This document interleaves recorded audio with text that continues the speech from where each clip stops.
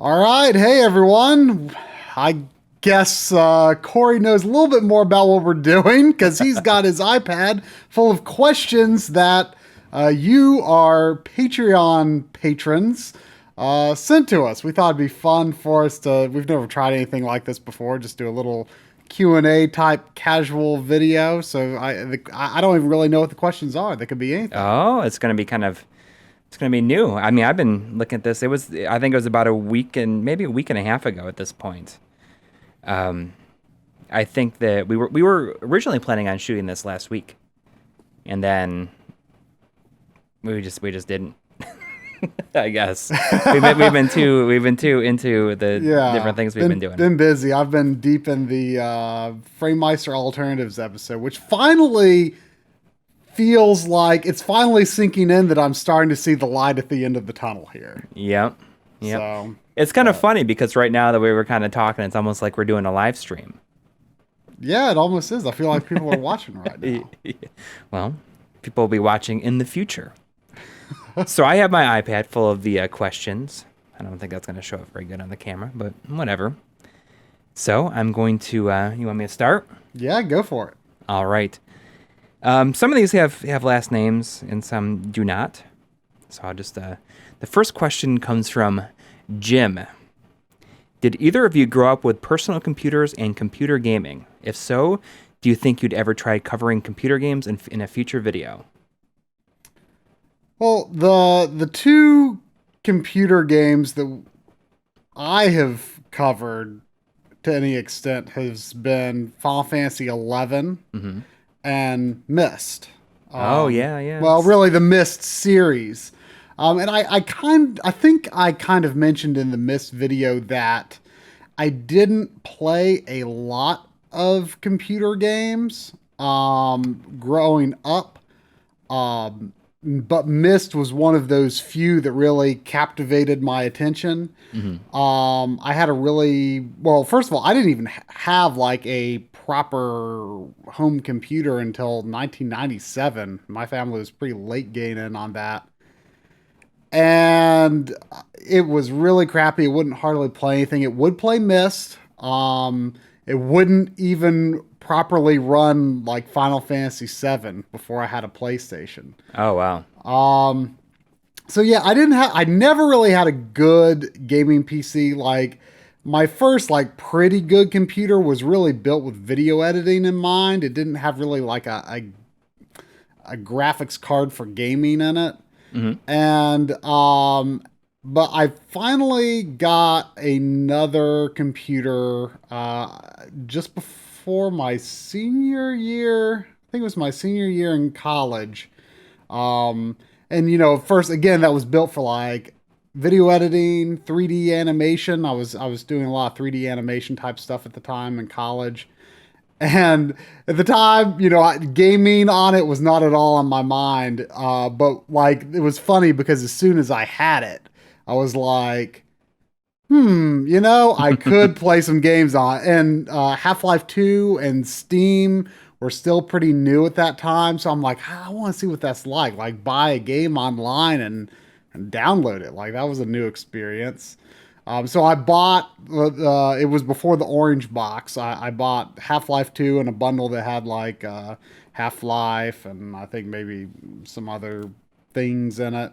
And I was like, wow, this is pretty cool. And I went to Walmart after that to see if they had any boxed games that I might be interested in. And they had a package with Myst 3 and 4 in it. And I don't think I even knew there was a Myst 3 and 4 at the time. So I got that. And so I went through a little bit of a phase with computer gaming again. I played Fable and Oblivion on the computer.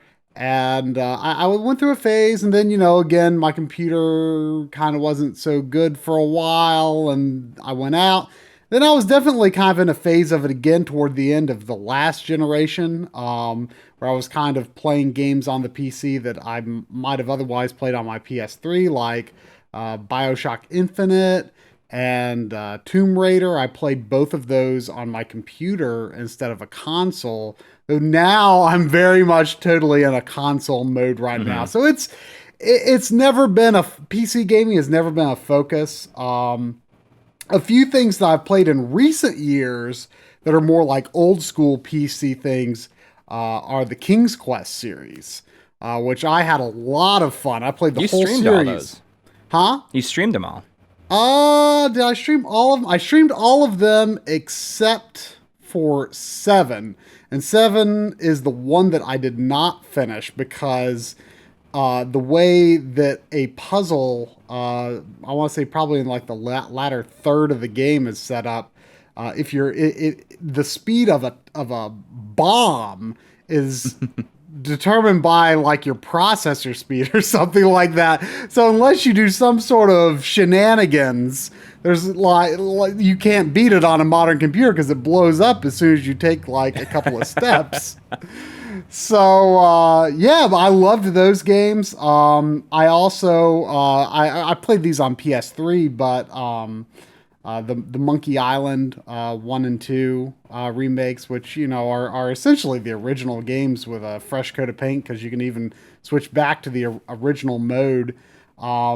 And I do want to like delve a lot more into that LucasArts backlog. I really do like adventure games and that kind of thing. I think that's what I appreciate most on PC. Actually, I played the original Police Quest just a couple of months ago. So I have enjoyed going back and playing some of those Sierra and LucasArts games, but they were not something I grew up with. But that's kind of where I am on PC right now. I'm definitely a console guy through and through, even Right. if it's a little silly. I feel like there's more of a personal connection there for me, and I like getting the physical games, and I agree with you. I agree with you. I grew up. My older brother had a Commodore 64, so that was like, we had that before an like NES or Master System in the house. I had a VIC 20. Okay, I had a Space Invaders ripoff on it. That was really about it. I really love the Commodore 64. I wish that I owned one now. I have a lot of fond memories of it. Specifically the games by Epics, the like summer games, like the Olympics, like California games.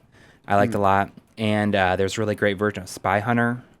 My friend Greg, his older brother, was, I want to say it was like 6, maybe 5 or 6 years older than us. So he was like at a great age for the Commodore 64 to be, popular.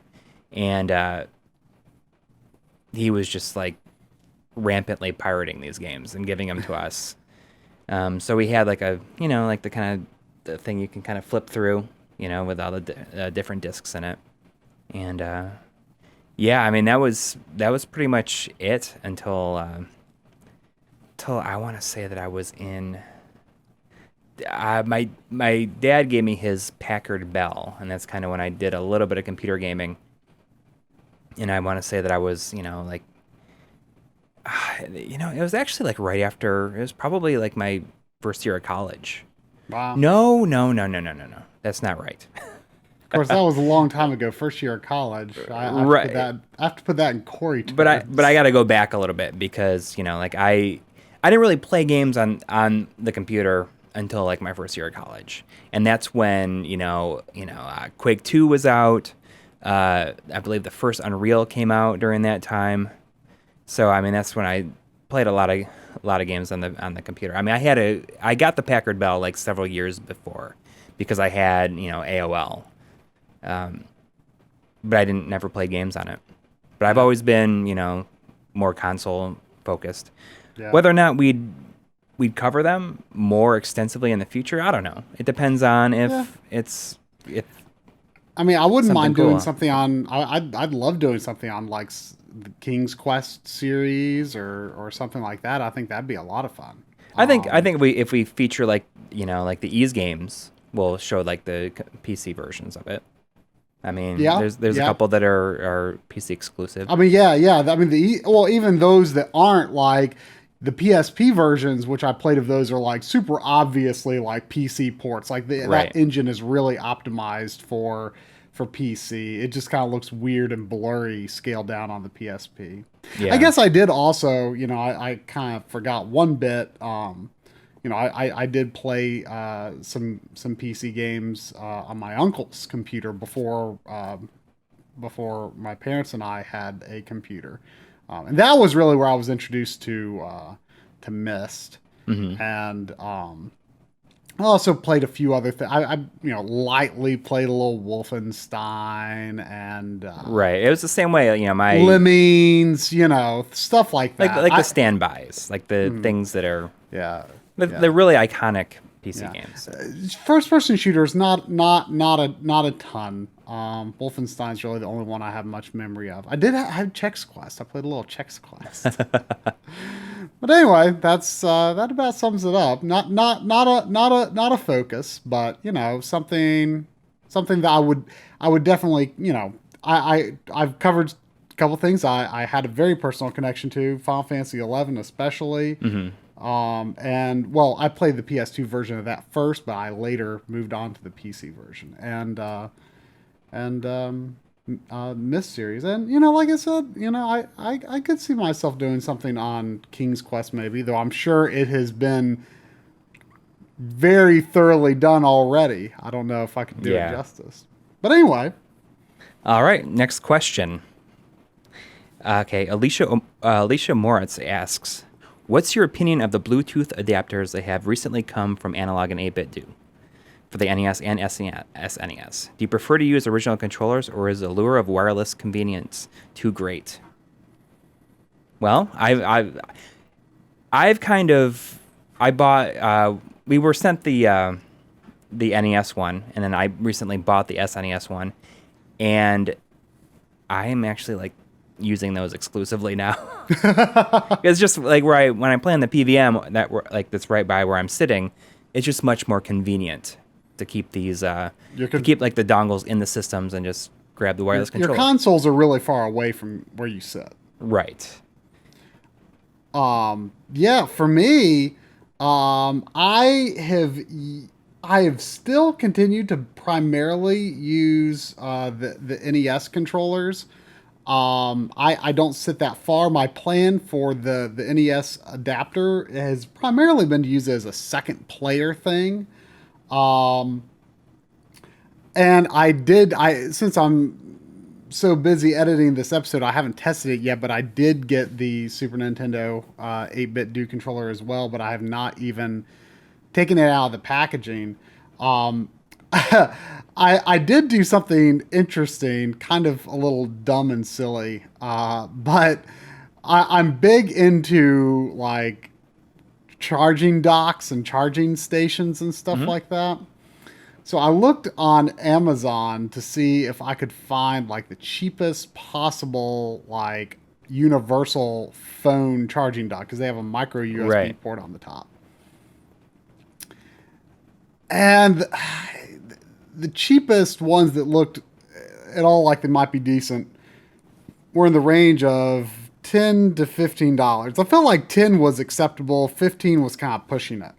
But I ended up getting the 15 one because it had the port flipped, which I think like Nexus, for example, is reverse of Samsung for their USB port orientation. Right. And so the Super Nintendo controller, if I had the other way, it would have faced backwards.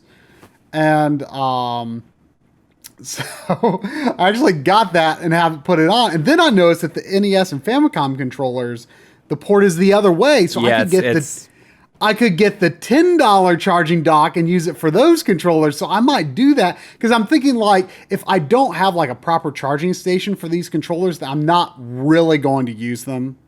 Right. So I kind of have put them up to where I charge like my regular modern system controllers. And I feel like I might end up actually using them, because in some ways it might be more convenient than, I've got right here in this, you probably can't see it on the camera, this center console. I've got like my most frequently used controllers, and I've got the others in the baskets on the shelves that I showed in the tour video. And especially as I've been capturing a lot of footage for this episode, you know, I have been frustrated by pulling out all these controllers and so many wires. You know, I like the side-by-side NES buttons. I feel like they don't have a perfect controller for using on the NES, but I definitely could see myself getting used to using that NES 30 controller as my mainstay for it if I really wanted to. So that was a big draw for me because I like the diagonal A and B buttons. Yeah, I like the side-by-side too, but I don't like the downward angle on the No. But it's I don't know. I guess yes that the diagonal is more comfortable, but that's not NES to me. Like NES is side by side to me, and I don't quite feel like I'm playing an NES game while I got that. I could understand that. that. So interestingly enough, and maybe I'll find this out as once I finish this episode. I feel like I really could see myself using the Super Nintendo one, even though it's even closer to me than the NES is. Maybe just, you know, out of convenience, not to have to get the wire out, not to have to wrap it up and put it back away. You know, I've just got it. I pull it off this makeshift charging dock I bought and just use it. And so that's why I said I bought the charging docks, because it's like, or I bought the one and I might get another that I'll just interchangeably used for the NES and Famicom ones. But it's like if I don't have like a proper charging station for them, I'm not really going to use them. So it's kind of silly and a little wasteful, but that's just how I operate. Yeah. So we'll see. I might end up using them more than the real controllers eventually. We'll see. It really makes me think about how if they did that for N64 and Genesis. Yeah, I know. I kind of want them on everything now. Yeah. As long as the controllers are as accurate. Yeah. All right. The next question comes from Ryan Schmidt. Will the Pixel Purist Framemeister settings be correct even if I'm not using the same connection as he is? I understand if he was using Component and I was using S-Video, it wouldn't work because of progressive scan. I mean specifically for his N64 and GameCube ones. I don't have an RGB modded N64 yet, so I'm using S-Video. And would his GameCube settings work with GameCube games on the Wii? So for his Game Boy player settings, what would I have to change since I'm using S-Video? Just use the natural picture setting? Well, first of all, the trickiest thing, like you can't, even though you've got that load select function, like it doesn't, like you could choose the profile, but then you could say, I want to load this to S-Video instead of RGB or instead of to component, but it doesn't actually work that way, even though it looks like they're trying to indicate that it does. So what I've done, I think he's actually updated his website to where he's got like the formula, so to speak, written out for each setting. Yeah. But he didn't used to have that. So what I would do is I would load it on this, like for example, when I made the GameCube episode, I wanted to be sure that the scaling on the S-Video and composite inputs were identical to the component input for making comparisons. Right. So I, wrote down the critical settings, for sizing and for the zoom and the zoom overscan and the scalar H&V settings and stuff like that. So I wrote down the critical settings and then just essentially manually entered those.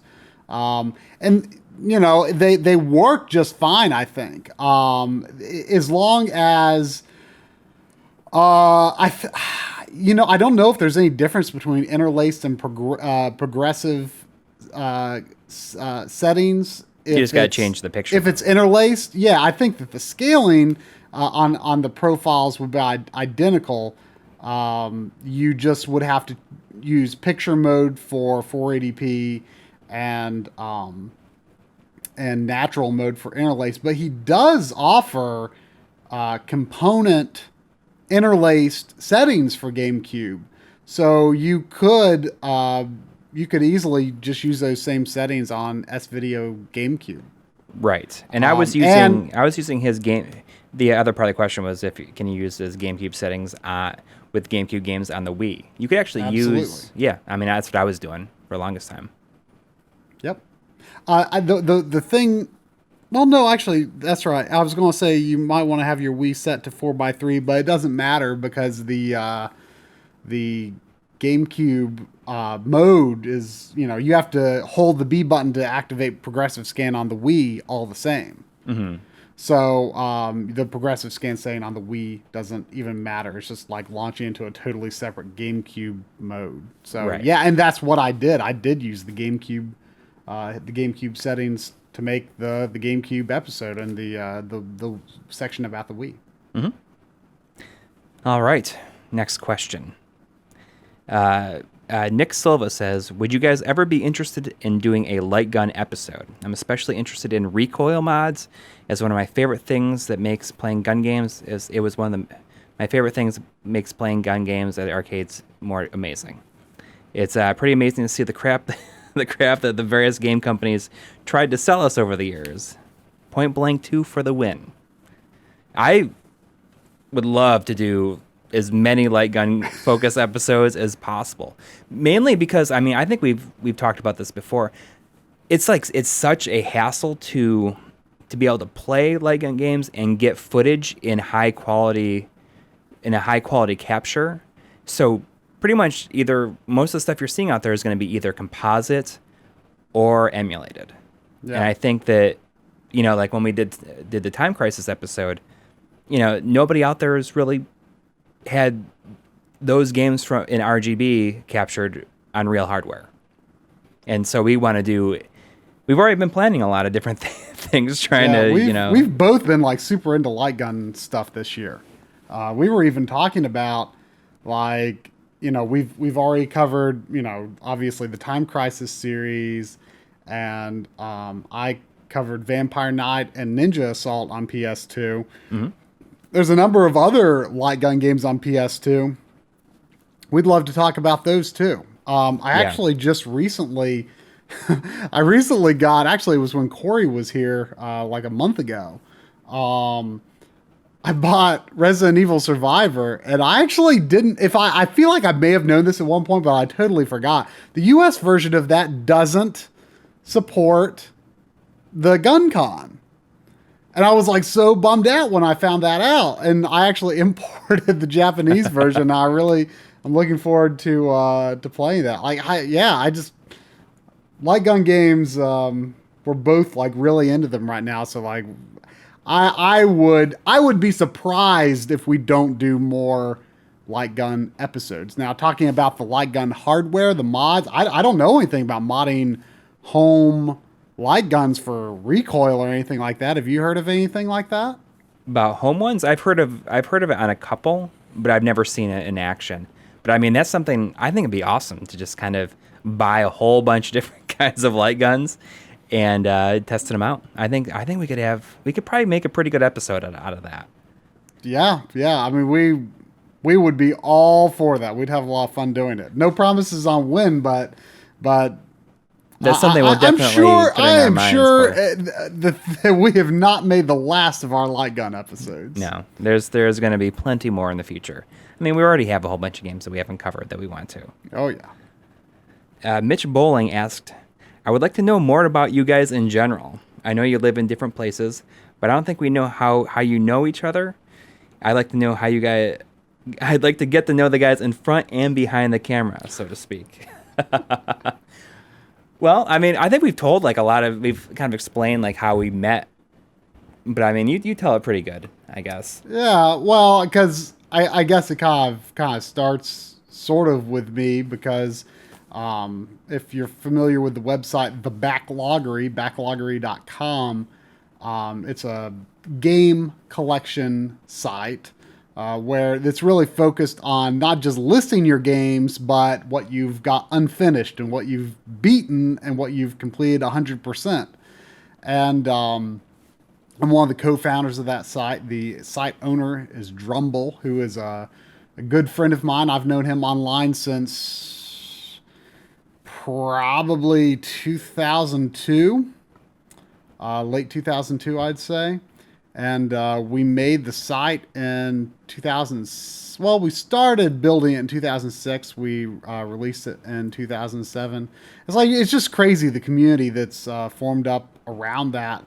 And now, like, it's wild because, like, Drumble actually now lives like 15 minutes from my house. So, and, you know, we've met, you know, so many backlogging people at conventions, and a lot of us have just gotten to be really close friends.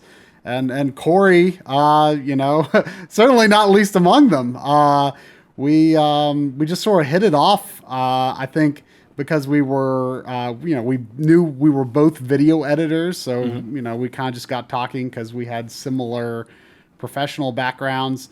And I think we were kind of interested in playing a lot of the same kinds of games. Like, we were both really into Resident Evil 5, and we did a run of Resident Evil 5 together, and played a few online games of various other sorts. And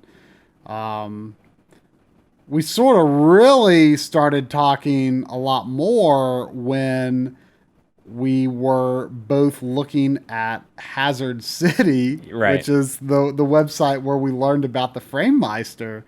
And, you know, we're looking at all these pictures and we're like, it can't be real. It cannot, like, I just do not understand. Because I think, like, I always think of looking at that site for the first time was kind of like, this is how games, like, with the scan lines, but in, like, HD, like, I remember thinking, like, this is how games, like, look in my mind. It wasn't how they were looking when I was just plugging in composite into my HD TV. Well, like, this is how I remember them looking. Yeah, and see, for me, it was different. Like, the whole scan line look has never been, like, the image in my mind. Like, I really like it now. I don't necessarily prefer it, but I like it almost as a novelty. But for me, the image of games, because I think I had a crappy TV where the whole little divided scan line effect wasn't really that visible. And Right. when I went to college, I actually got... You know, it's crazy to think how long I've sort of been into this scaling thing. I just didn't think about it at the time. I bought this VGA box that was essentially a scaler.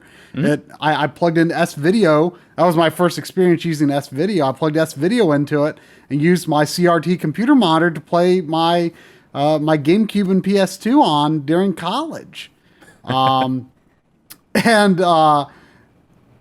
That, I think, also, you know, I of course, you know, when, you know, I didn't bring like my older consoles to college, but when I went home for the summer and all, I still played those on. And that, you know, I was starting to get into that pixel look, and know that scan line didn't really factor into it. So that's never really been my visual image.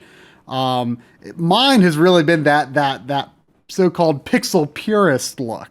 Has Right. been my image of games, but I never thought you could get that while using a real system.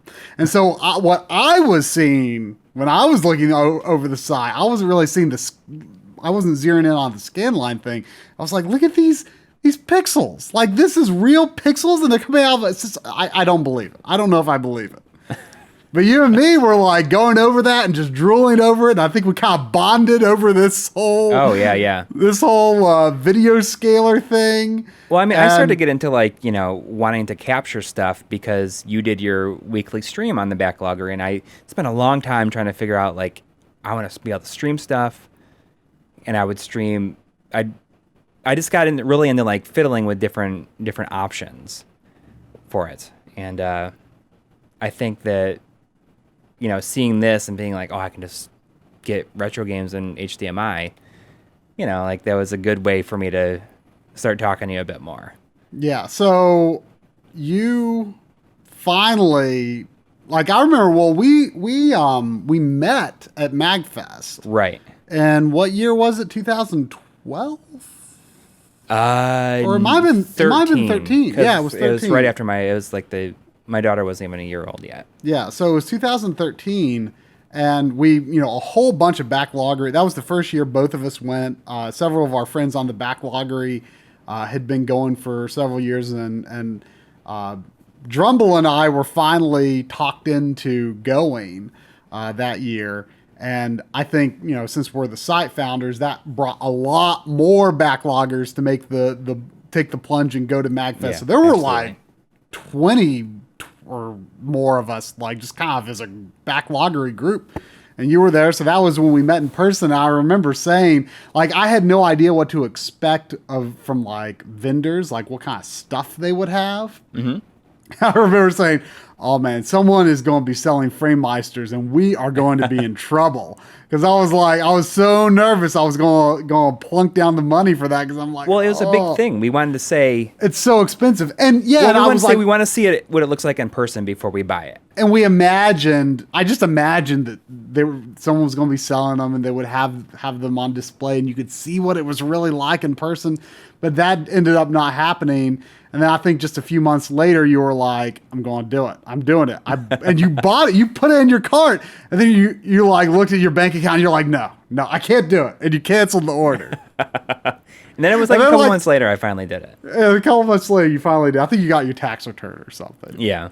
And I was like, I was really excited to see like your captures and like, show me, because I felt like even though I was looking at it on a website, I feel like even if it's not seeing it in person, even if it's sharing it online, I think someone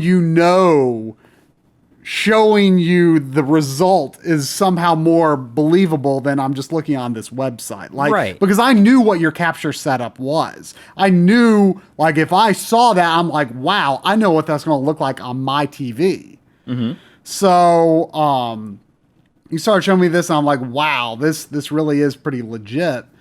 And, a few months later, I bought it too. And to be honest, like, it was like, okay, well, I'm going to get like a Sega Genesis now because I can get RGB straight out of it. And, I don't have to worry about the composite or anything because, like, I love my NES and I've always loved my NES, but it's like I didn't want to add another system to my setup that was composite only. So that was what scared me off of Genesis, shallow as that may sound.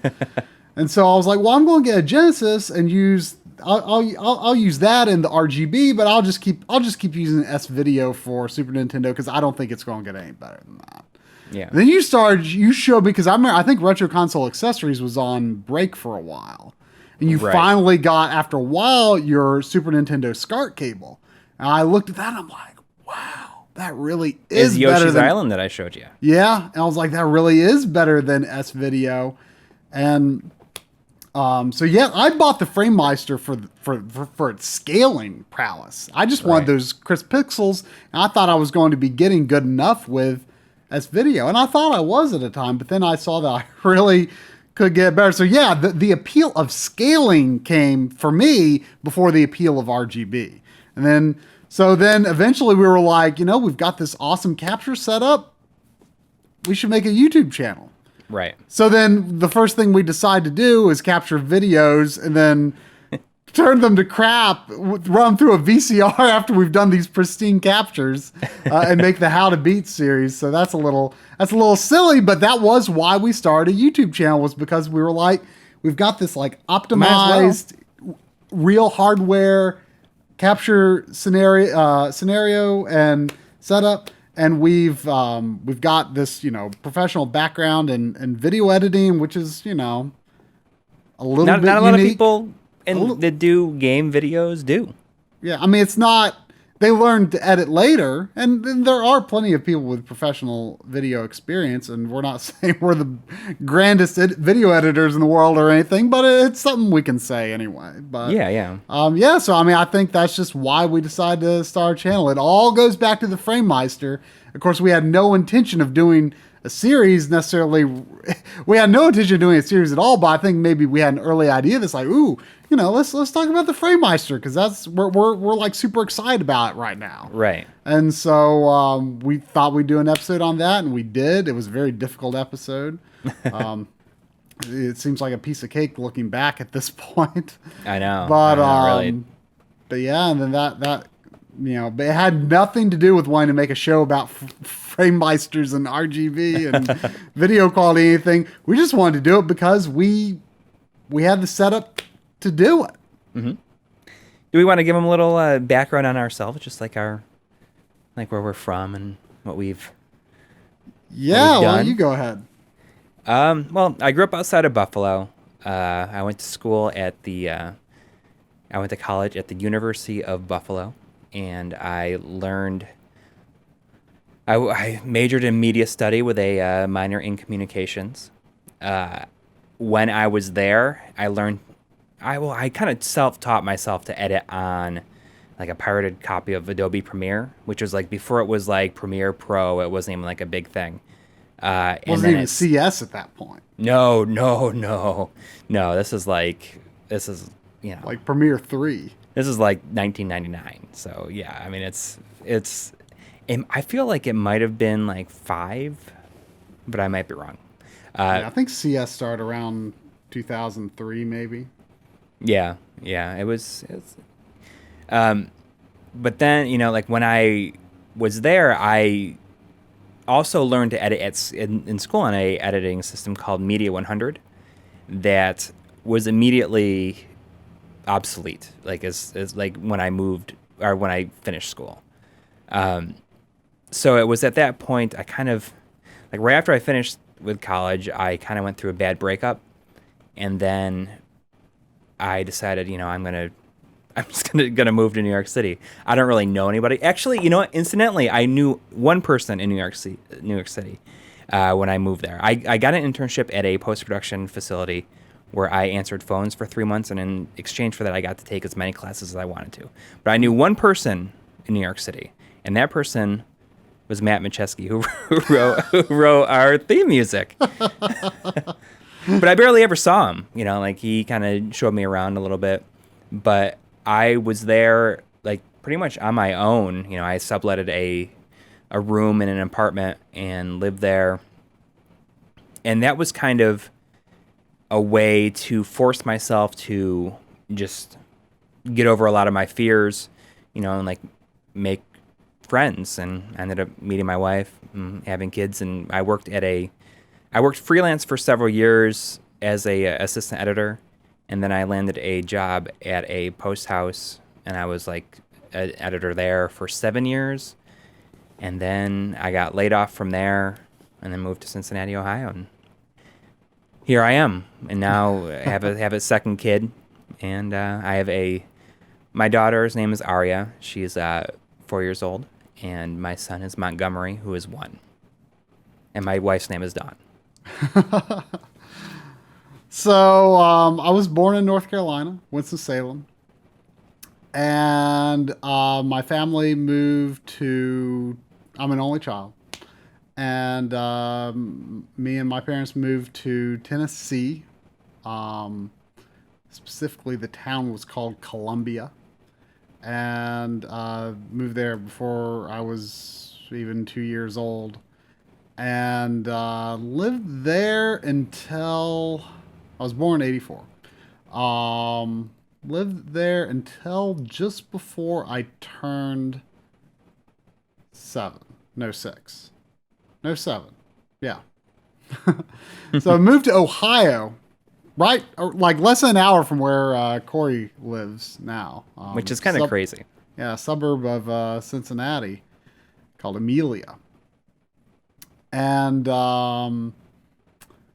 lived there until '94 when I was about to turn 10 and moved to Delaware. And which is funny because that's where our good friend Game Dave lives. That is, yeah. It's I keep ending up going through Delaware, too many games.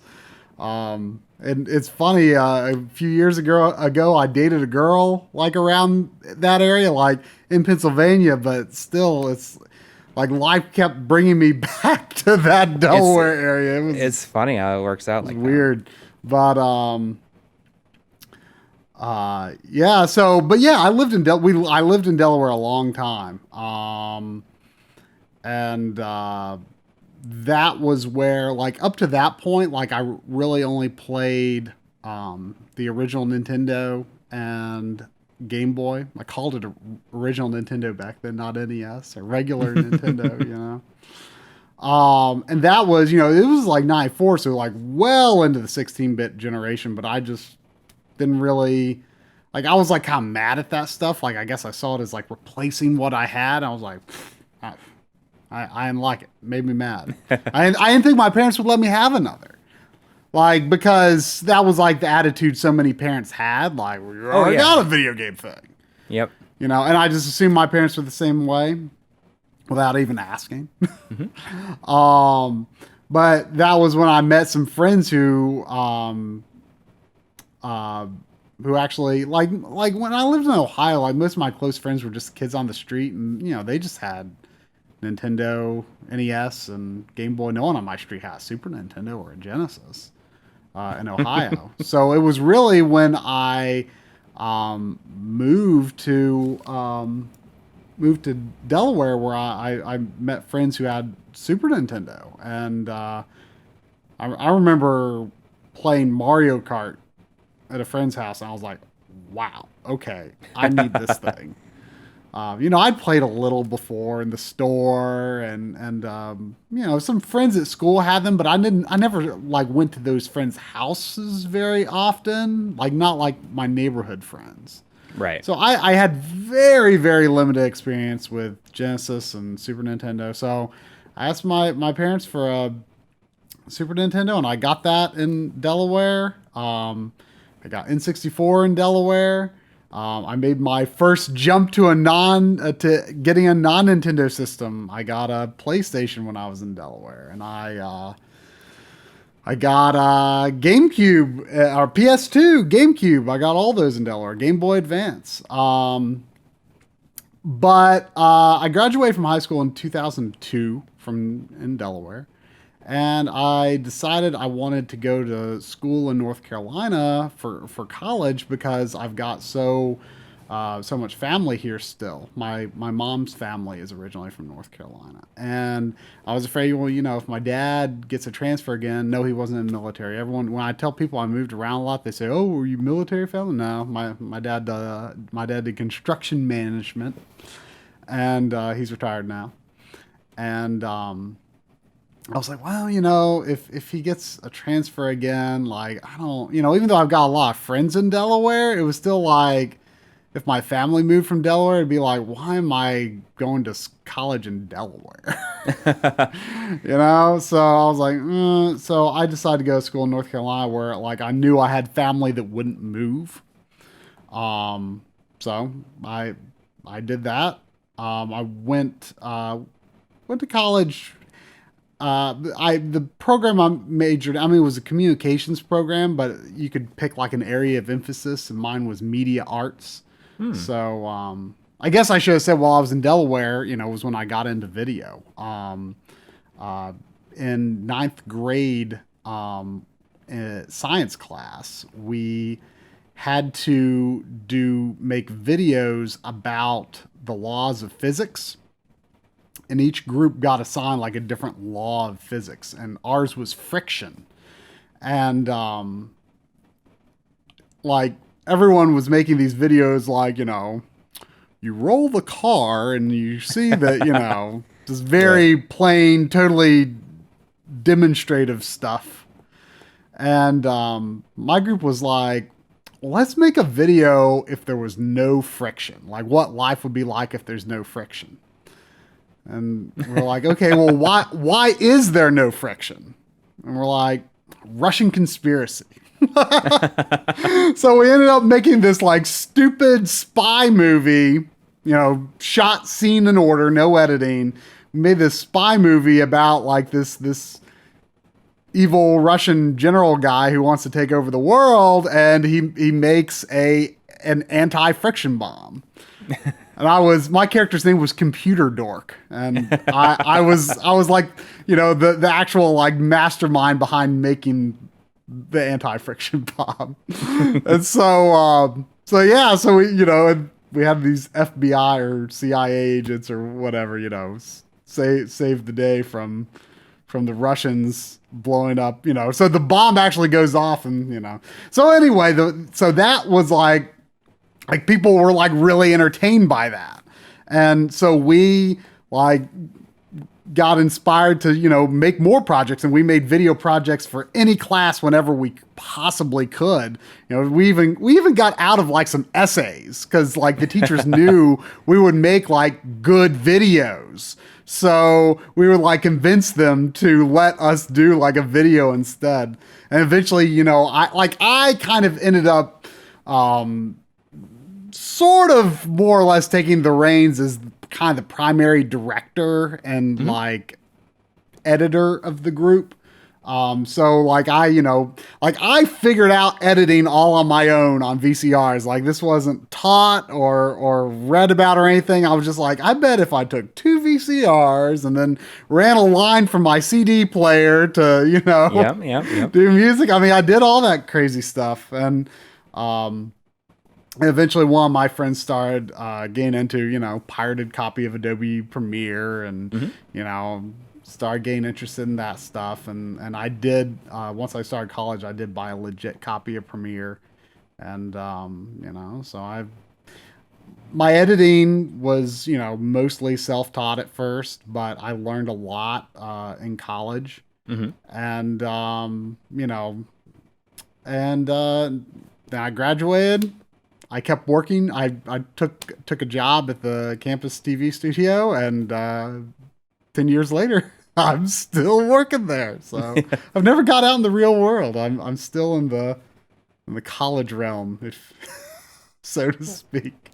Oh, there's nothing. I mean, you probably learned more in your job than you did in school. I mean, at least that's how it was for me. I mean, when you're younger, you don't believe it, but you think, you just know the facts, but there really is no substitute for experience. Yeah. I mean, I've had plenty of trial by fire situations.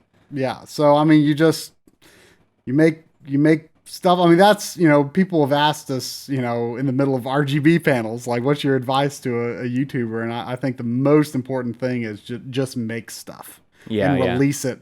Don't try to come up with the one perfect video. Don't go over it and over and over and over until you're 100% perfectly happy. Just keep making stuff. Just keep making stuff. Yes, have high standards, but just keep making stuff. And that is what I've learned from my job, and my job has obviously helped me get to the level where I can make my life in gaming what it is. I always wanted to make YouTube stuff, but I just never could commit to it until, Corey was like, hey, let's make a YouTube channel. But I'm kind of glad I waited that long, because I got so much experience through work. Right. That I feel like if I had looked back and looked at the channel I would have made, just after graduating college 10 years ago, I think I would be in a very different place now, I think. So I'm glad I was older and more mature when I finally got into it. And even, the experience of making my life in gaming has just like improved both of our skills so much, because I mean, even like the editing and you do in the real world. Yeah. So I mean, it feeds all on itself. So I mean, it's, there's definitely been times where I've been tired of it all, but I always look back and think, every experience I have had has added up to, ultimately good things. Yeah. So I just take it all as it comes. Yep. Yeah. I mean, I definitely agree. I mean, just so many like weird things that you figure out to do for the show. It's like, oh, I can use this here. I can use this on like the stuff that you do like for your real job. The next question comes from, I hope I'm saying this right, Farhan Alpha Trion Giovanni. He says, have you played with Firebrand X's Framemeister profiles? Oh, yeah. Heck yes. we religiously use them for all of our captures. It's funny because when we released RGB 301, which was like the TV settings and Framemeister settings video, like literally, I want to say less than a month after that came out was when Microsoft released the update that made it possible to save and load profiles. Immediately, well, not immediately. I mean, there's still a lot of good information in that episode, but now it's like a huge glaring omission.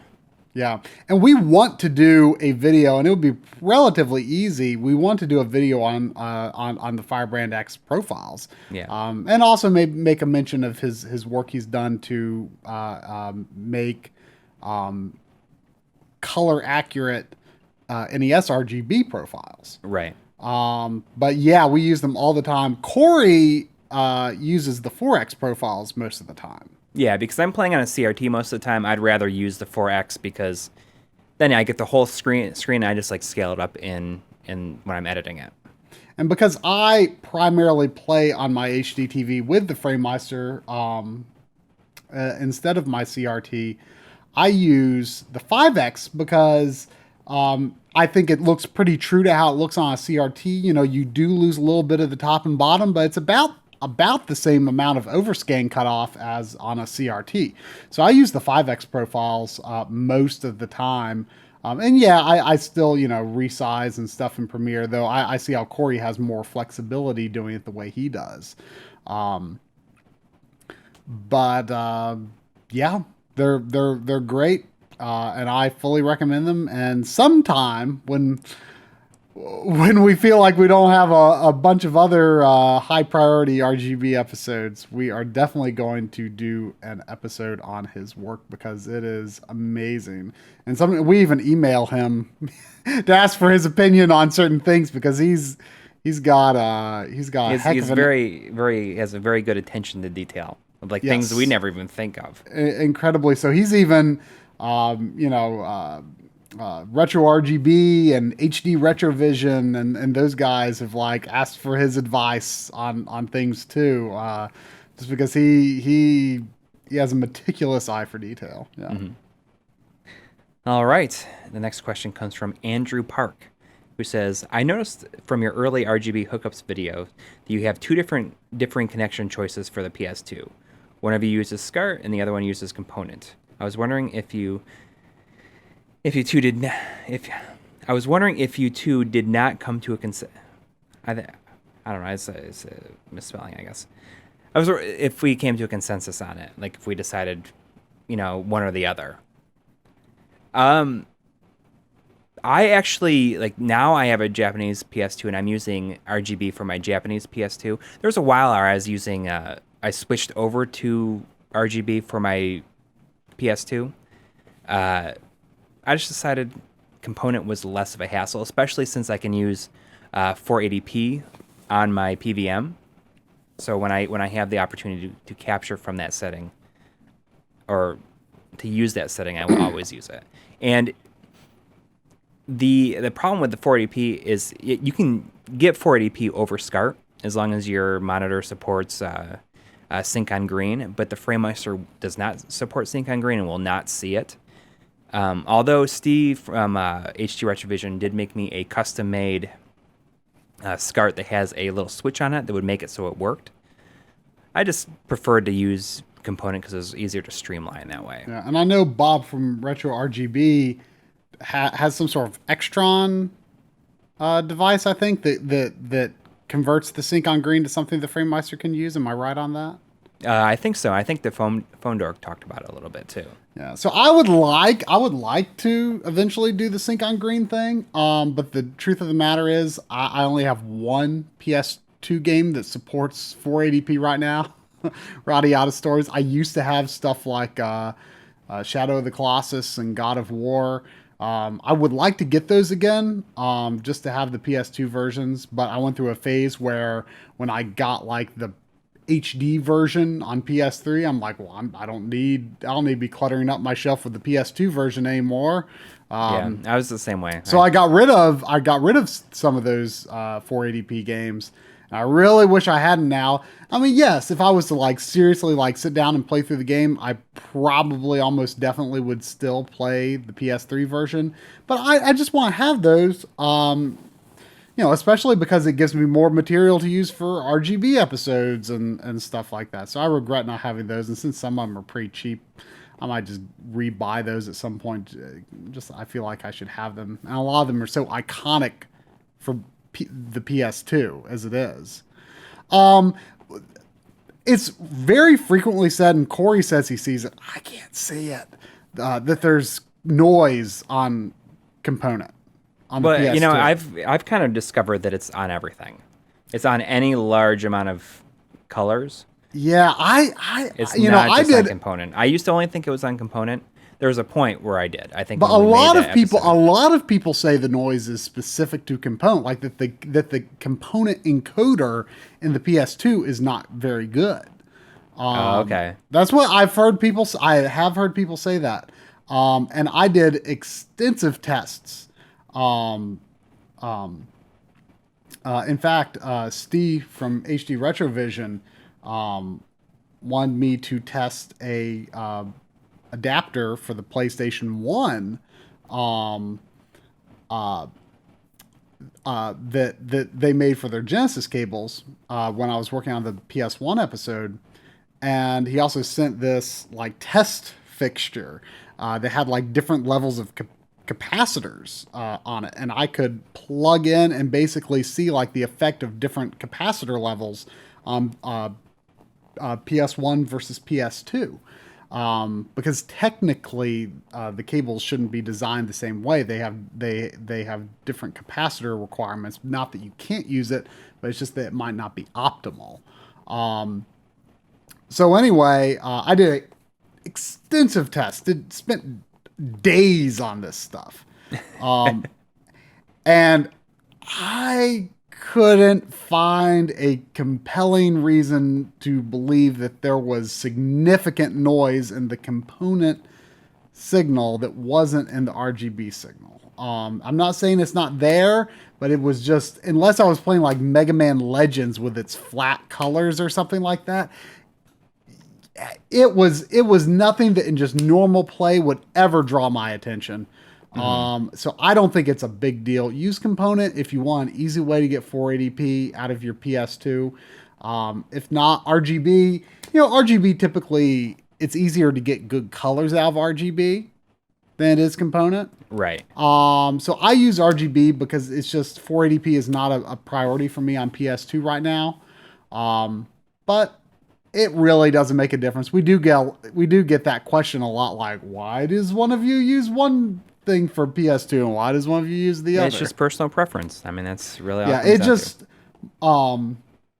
my setup is more heavily SCART right now, so it just fits right in. right. All right. There's another question from Andrew Park who says, also, can you use two light guns on the PS2 if you are hooked up to component?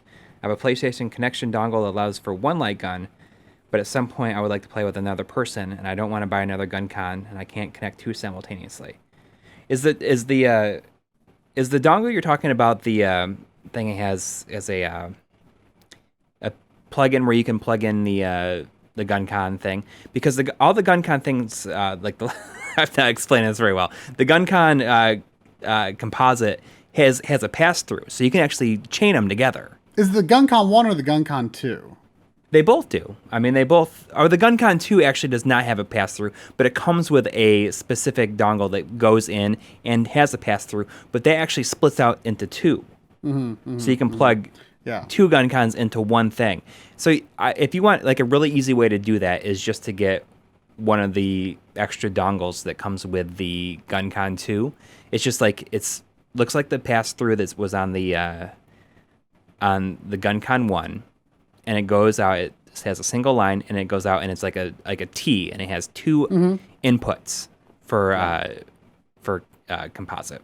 I have not used two GunCon. I just got my second GunCon 2 like a month ago, so I haven't used two GunCon 2s at the same time yet. But I did play co-op Vampire Knight. With a GunCon 1 and a GunCon 2, just, jumping them off of each other. I bet you could just use an RCA splitter if you needed to. Oh, yeah. Yeah, all definitely. all it's taking from that composite line is just using it as a method for sync. And that's why you can use, if you plug into the green plug, or the Y plug if you were to be technical, on the PS2 component cables, it works that way too, because it's not looking for composite video, it's looking for sync, and that cable carries the sync. So as long as the sync signal is strong enough after splitting it, I don't see any reason you couldn't do it that way if you for some reason didn't have the T connector. Right, exactly. All right, the next question comes from DJ. He says, how did the nearly square aspect ratio of the NES resolution, 256 by 240, get stretched to a 4:3 ratio on a CRT television? Apologies if you've already addressed this in the RGB Masterclass series. So I guess if I'm understanding, the question is, how did the TV stretch it? Yeah, I mean, I think that's just what CRTs do, right? Yeah, because they're not square pixels, or the square. I assume that the CRT just whatever the horizontal signal, whatever the signal is it receives, I assume it just automatically stretches the whole thing. Right. Like a standard. Well, I don't know if I'm saying this right, but like for example on GameCube, I think the signal that it's sending out is 720 by 480. Oh yeah. But 4:3 aspect is 640 by 480. 640 by 480. So it's actually got more horizontal resolution than you would normally see on a CRT. So it kind of packs those pixels in. It basically multiplies the 720 by 0.9 to get to that. Now, if you went to widescreen, you would multiply it by 1.2 to get the 16 by 9. So 16 by 9 and 4:3 with a 720 pixel wide output has the same number of horizontal pixels. It's just either compressed or stretched. And I've actually recently I've seen some people make the argument that you should play GameCube and Wii and systems like that with in 4:3 mode, because because the pixels are going to be blurrier or something when you stretch it. But the fact of the matter is, games with good widescreen mode still expand the field of view. Right. So I think F-Zero GX. Yeah, so I think it's absolutely worth using the widescreen modes in that. But I know that's kind of getting off topic of the question. But as far as I know, I mean, I am not an expert on the matter. I don't know if Corey knows any more than I do, but I think it just naturally just stretches it because it doesn't fill the space, but it stretches it. And the games were designed knowing that they would be stretched. So, that's why they look a little too skinny if you use square pixels on an emulator or the NES, high def NES or something like that. That's why this is going to have to be something we'll have to address maybe in a future episode, because a lot of times we do episodes on things to learn it, I guess. And this in is a lot of ways, yeah. And, sometimes we don't know the answer until we're forced to learn about it. Yeah. So we This is one of those episodes can be very educational for us. Usually sometimes we start it when we think we know enough, and then we end up discovering we know about twice as much as we thought thought we knew by the time we finish it, because they are always learning experiences for us. All right. The next question comes from Pedro Gaffenhatz, his name in parentheses. He says, one thing I always wondered is, do any of you guys own a prototype or beta game, or a super rare game that's almost impossible to find, and if found, the price is too high? So essentially, what's the most expensive game that you own? I guess. I mean, I don't own any prototypes or any really super rare things. No. I think if we did own something like that, we'd have already done an episode on it, because those kind of things, for YouTubers are huge. Like I know Metal Jesus recently had a video where he happened upon a US version of the DD drive for the 64. Yeah. And I believe it happened with a Happy Console Gamer, where he was able to show a unreleased prototype of a South Park game on the Xbox. Yeah, that stuff blows up because it gets covered on every site. Right. And we do not have anything like that. Yeah, nothing. I mean, it's kind of cool because we've been able to get our hands on some pretty rare stuff as loaners, because they're useful for the episodes, and people seem to appreciate us making some of those interesting things more visible. Like, for example, we were able to get our hands on the Ultra HDMI months before its release, just because we asked. Same with the OSSC, which is now available, but the episode is coming out in a few days from when this is recording anyway. And I guess the coolest thing off the top of my head that we've gotten our hands on has been the Wide Boy 64,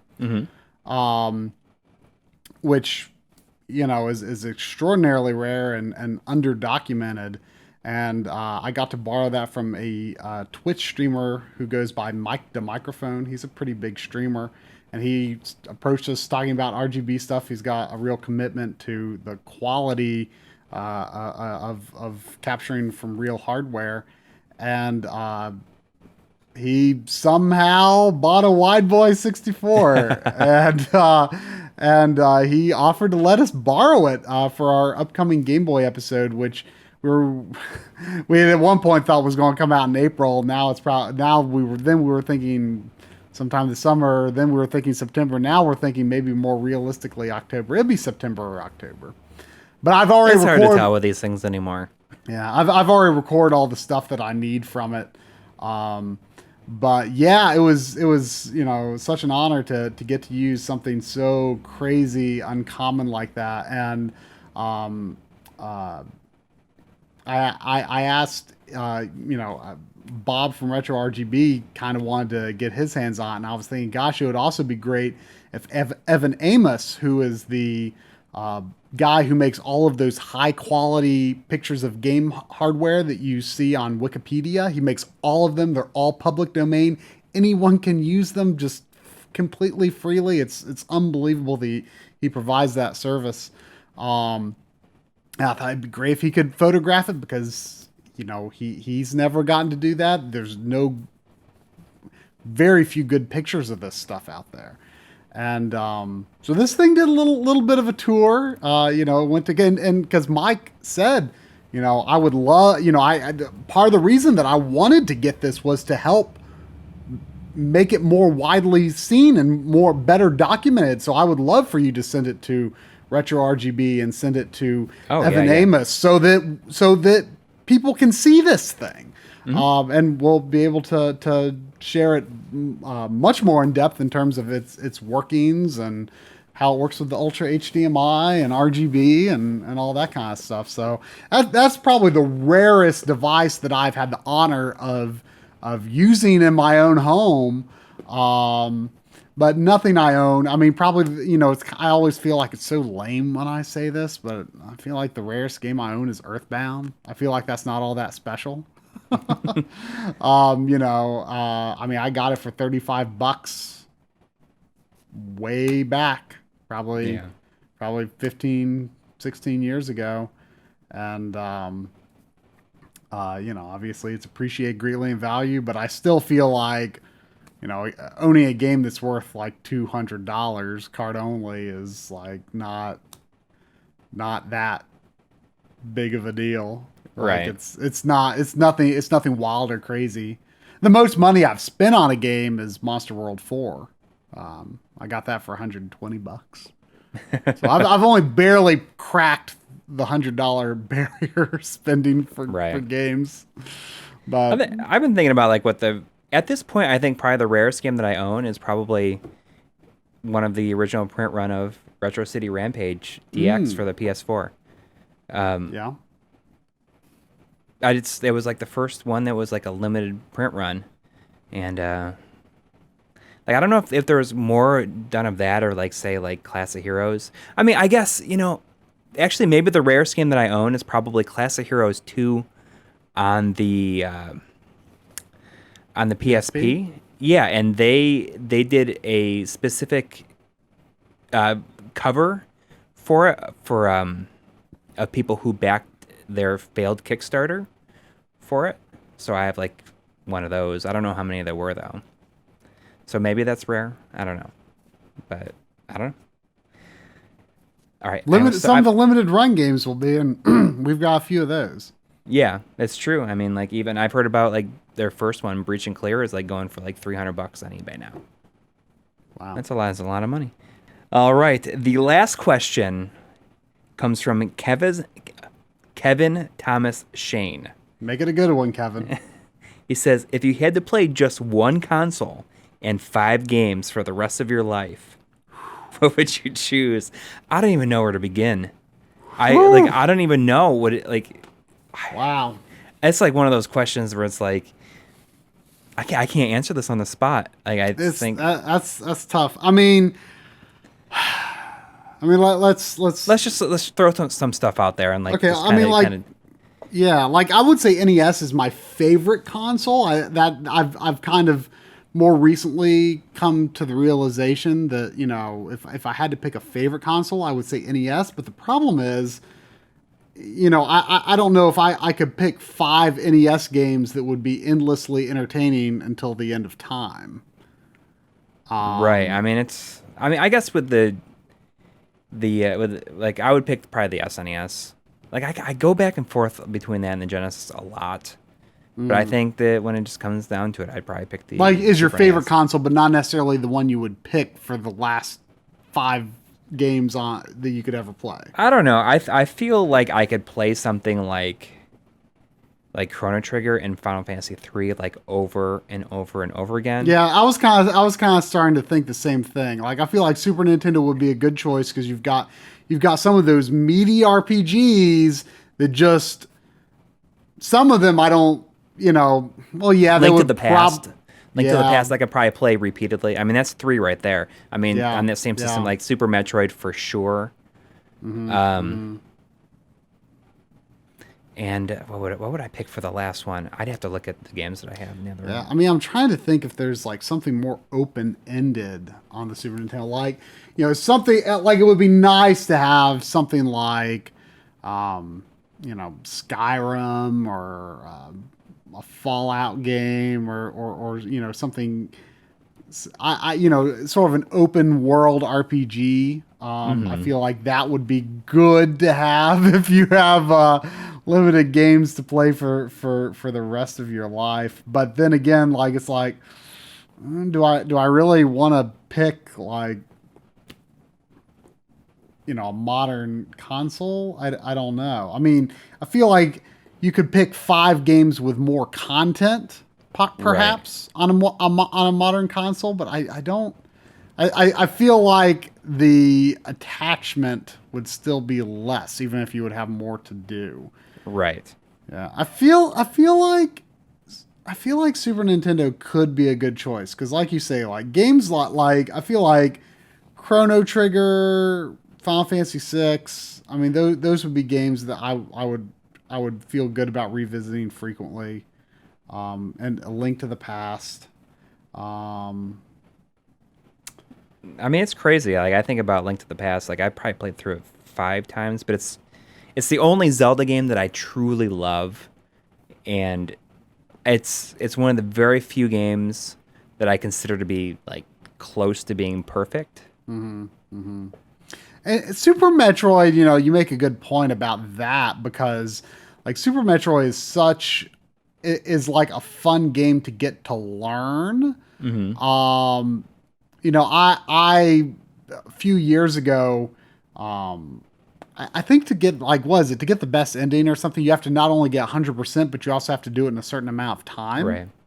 And I have done that. Yeah, and I did that. I you know, and I had to do several runs of the game to, you know, get to that point. I was talking to someone on Twitter recently who was, you know, talking about how low they had got their time in Super Metroid. So Super Metroid, like, even though it's a short game, like it is an entertaining game to like really get to know and try again and, get that better time. Right. If I had to pick, I mean, so it's a contender. I don't know if for sure if it would be one that Kirby Superstar might be one of my picks. Oh, I'd understand that. I mean, because it's a good co-op game too. Right. It's a good co-op game. It's got like a lot of sort of variety in the different games. Another contender would be. I feel like I gotta cheat and like look at your backloggery. Yeah, just to see like what I have. I feel like Secret of Mana could be a good pick, because if you're allowed to take your multi-tap, then you've got a good three player, good meaty 3-player RPG. That's a really good choice. I would be a little, I know this would be mentioning 6 games. I mean, I'd have to give something the axe. I feel like if I were to pick like a good pick up and play sort of game, something that'd sort of just be endlessly fun. Maybe Wario's Woods. I consider that my favorite. You would take that over in terms of like puzzle games? What is the Tetris Attack? Yeah, I traditionally do put I put Wario's Woods just barely above Tetris Attack. Okay. It's fun. It's a fun multiplayer game too. I like how you like actually control a character within the play space. Right. That's what makes it so fun to me. It's a good fun puzzle game. It doesn't get as much recognition as I think it deserves. And it's got a versus computer mode that's fun to play. It's got a clear stage mode that's like 100 levels. But I don't think it has a puzzle mode. It might, it might. It might.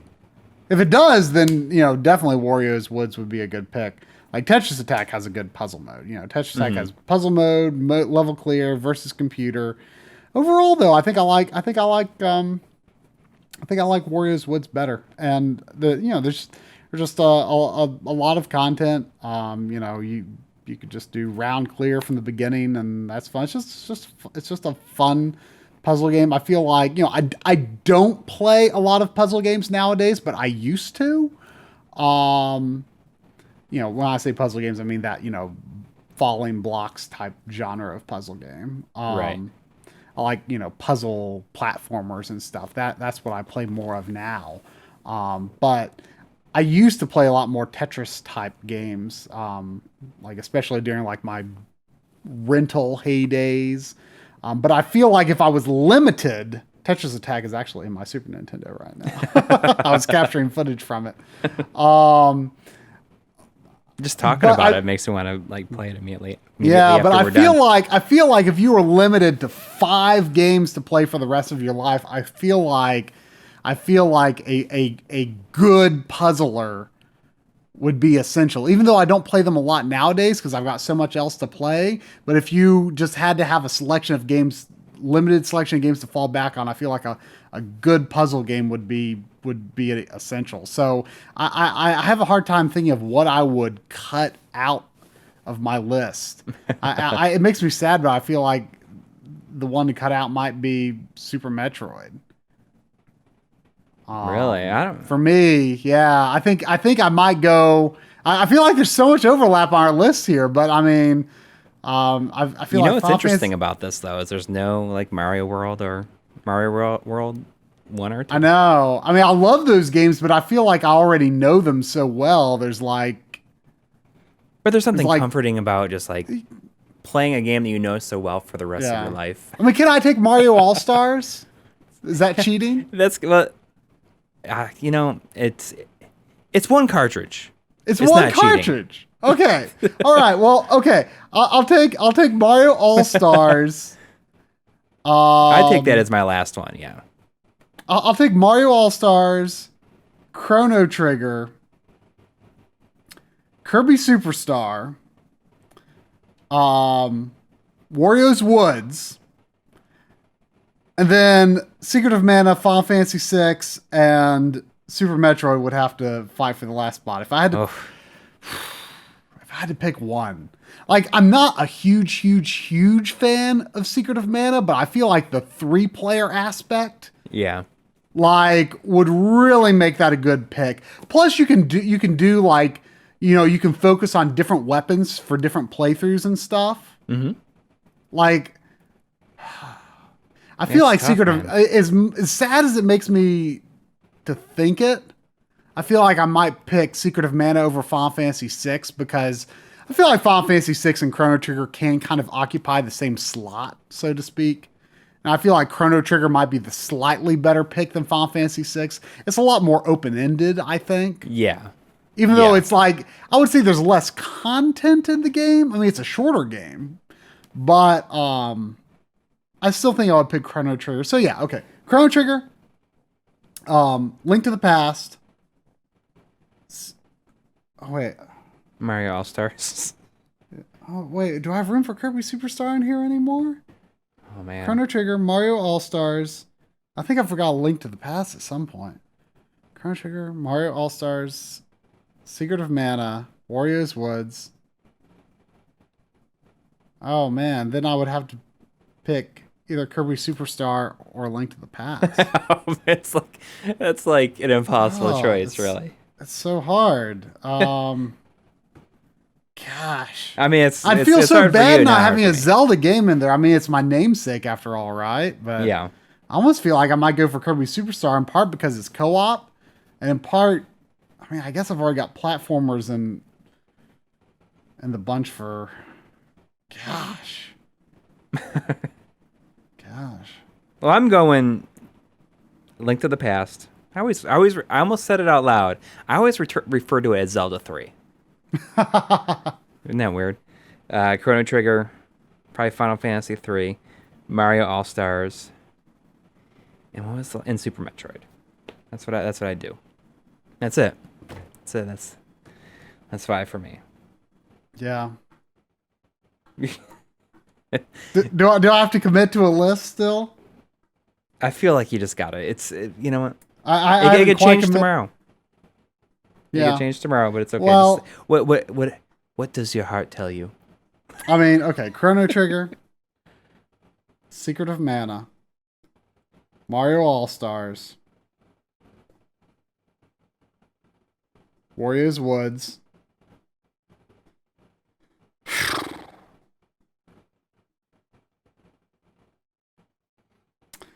I'll say Kirby Superstar over A Link to the Past. I feel like there's a small chance that it would get slightly less old over time.